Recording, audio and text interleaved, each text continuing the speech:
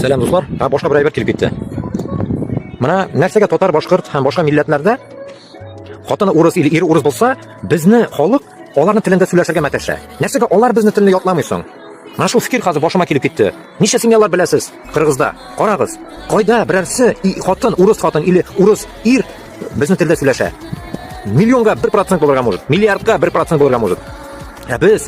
Biz ularning tilida so'zlashamiz ular bilan. Ну, махаббат bo'lgach, не кутагма, ул мразь, узкожопый мужик, узкожопый мразь, шлюха ебаная, не говорит на нашем языке. Почему шунды семьялар, блядь, строится и нету уважения к другому языку? А?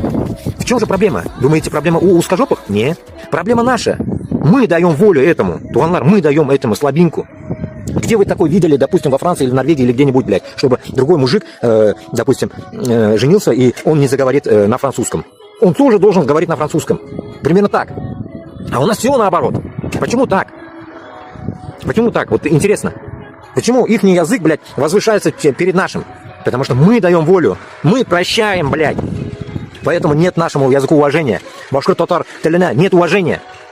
Шунарга туганлар, ким үйлөнө экен, урус ала экен, или mana shunday morja ала экен, или кто-то там, Украин, Беларусь, или так далее, всяких хуетапсыларны. Если они будут, как говорится, брать, мына меникелер марые, блядь.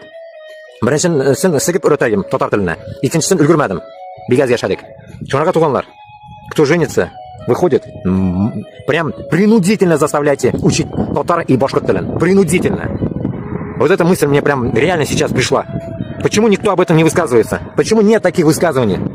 Поэтому мы униженные. Поэтому нас зачмырили. Поэтому башкир bilan татар bosh ko'tarolmay. Qo'rqaq. Mana shuning uchun.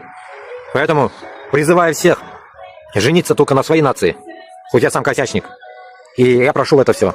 Но у меня, по крайней мере, такого не было. Барбар мен татар тілін или узбек тілін мен эшлетам, Аллаха шүкір. Ну а вот те, которые вообще не пользуются, дети пиздят, блядь, на русском. Короче, все, меняем стратегию.